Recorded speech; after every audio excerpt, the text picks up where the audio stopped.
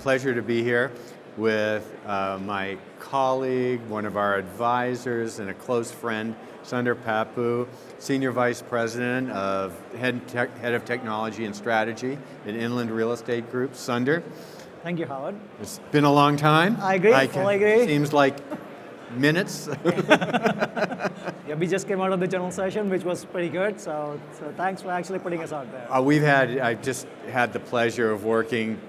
I mean, and we've done this over the years. Definitely, I mean, yeah. we've been working together for, a number of years. But this year in particular, we focused on some projects. Definitely. That really allowed us to, I think, create something that hasn't been done before. But I'm going to save that. We'll get into that in just a minute. So for the folks who don't know you, Sunder, maybe just tell folks a little bit about Inland first, and Yep. then a little bit about your background and what got you there. Definitely. Inland is it's a financial services company that also actually works in real estate, right? So we own and operate retail centers and also multifamily. That's our major focus.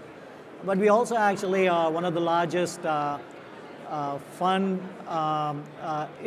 we are the biggest owner and from a 1031 exchange perspective, we have the largest funds, market leader in that particular area. Because we hear mostly about the retail. Right, Yeah, exactly, yeah. right, yeah. And I didn't, I realized a few years ago how diverse you really were. Right. Plus you're in services. Exactly, right. Yeah. Yeah, we do a lot of other services too. Yeah. And then about myself, I actually have about 30 plus years of experience, working at Deloitte Consulting for a good amount of time, leading cutting edge projects at Deloitte. Then working at JP Morgan Chase for close to about 7 plus years. And then coming to real estate, working at Inland Real Estate for the last 12 to 13 years now. Let me ask, was it a shock making that transition from fintech and other industries to real estate? It was, you are in the cutting edge of technology when you work at some of these, at some of these companies, and when you come into real estate, technology is a little bit behind.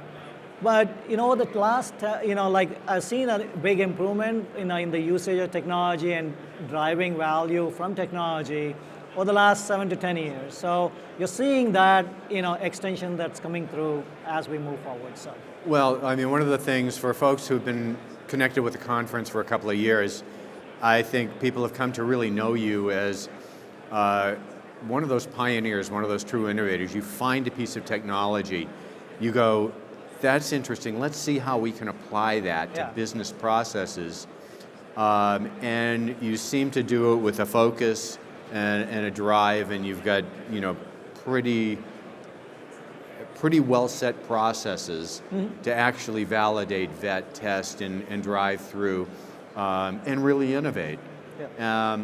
And that takes not only just a creativity and a passion and curiosity about, but it does create.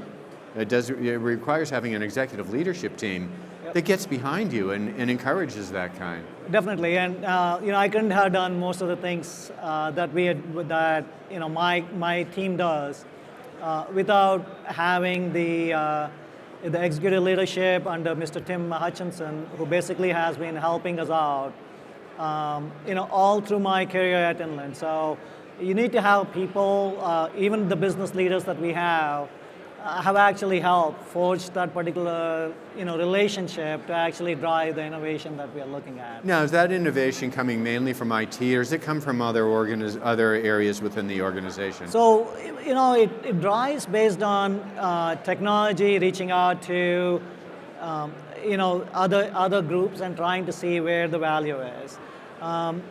Their focus is actually selling and basically getting the value back to the company itself. So sometimes we actually have interaction with them, and when they say that they're doing something, it's the IT person who basically can understand what the business wants, and then we actually try to show. And most of the times these things do not work, right? So right, and that's the whole thing. You try it 10 times. Exactly. If one or two things works, it's a home run. Right? Exactly, and that's what it was, right? So this, an example was, what we showcased in Las Vegas 5 years ago, the Alexa thing.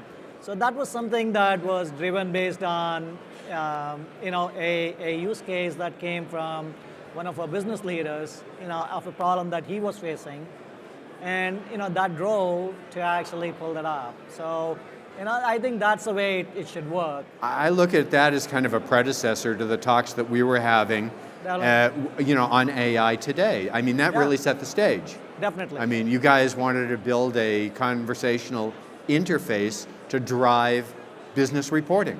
Exactly, and I think what we are seeing, and I think we don't have X amount of money to actually do that, right? Like as big technology corporations have. So with little amount that you have, the team is actually working on their free hours. A major focus is still to the customers that we serve, but on the free time that they have are things outside of work. These people are taking the passion and actually putting their effort in driving some of these technologies and seeing how it can be applied to a business case at home. Yeah, I've noticed a lot of that. I mean, with your team and KC and the RE Transform guys, they're going above and beyond. I mean, those aren't just. I agree. Yeah. My guess is they're going outside the context of billable hours. They're doing this because they really are in it. Yeah. So the hours that they work is there. It's driven by a passion and by a curiosity. Exactly right. Yeah. Which kind of brings me to a lot of our focus for this conference. I mean, we worked together to build an AI chatbot. Right. I mean, exactly. Well, we worked together. You and your team really did 98% of the work, and we validated a little bit. But that whole idea, they're conceptualizing, making it happen, huge learning process for us. And I think what was evidenced, because you actually brought a couple of sessions to the conference to help stimulate more talk about AI and chatbots, generative AI, conversational AI, because it is the big trend that it's going to blast away at our industry for a long time. Yeah, I fully agree. I think this is something that I'm hearing from our business leaders too, is how come we are not actually using the technologies that are out there. Right. And the onus falls on a technology leader to actually showcase the technologies that are out there and how you can apply them to the business use cases that we have, that they're actually facing, and how we can actually help them drive value across the board. So I think it's a partnership that has to be built and basically driven to actually a common goal of creating value for the company. I like the concept of getting everyone together to share what they're doing, because that stimulates the thinking. I mean, with AI, we're almost going to have to grow a new crop of prompt engineers that really understand how to start driving value from it. So you had an interesting concept that we discussed a little bit, maybe working together to create an AI consortium that's focused on commercial real estate. Right. And again, this is just the genesis of an idea right now, but I think we're going to start putting together a group of folks with the shared interest in sharing what we're doing with AI, looking at what some of the pitfalls are, some of the challenges, figuring out for our industry how we can put our heads together and help overcome these challenges. Yeah, I fully agree. Like you come down to this conferences like these, you see a lot of vendors across the board. They are using AI. They are applying these technologies out there. But sometimes as an IT person who is basically working in a corporate setting, we may not get that particular input into what is out there. Mm-hmm. Bringing everyone together and working together to actually understand a business use case or a business pain point, and how some of these people as a group we can all work together. Mm-hmm. And also bring in other people too, to actually from a regulatory perspective and other things will actually help us as a group to actually say how to move forward. Because the industry is changing, the technology is changing. How do you actually adapt to the technologies that are there? And that consortium can actually help, hopefully put the thing forward. I mean, there's so many components to it too. Definitely. And I mean, to bring in to the conversation, bring in folks that really understand the legal aspects. Yeah. Folks from probably an investment standpoint that kind of understand, the is something a feature, or should it be built in as as a part of a larger platform? Is it investable? Yeah. How do we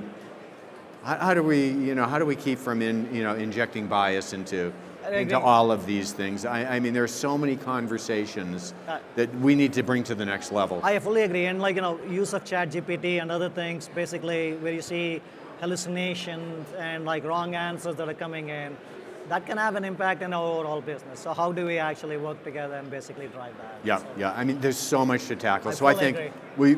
we only get there if we put our heads together and share information. I agree. Yep, yep. Well, I thank you. Thank you. Sunder, great conversation. Thank you, Howard. Thank Yeah. you for your time, and always enjoy my conversations with you.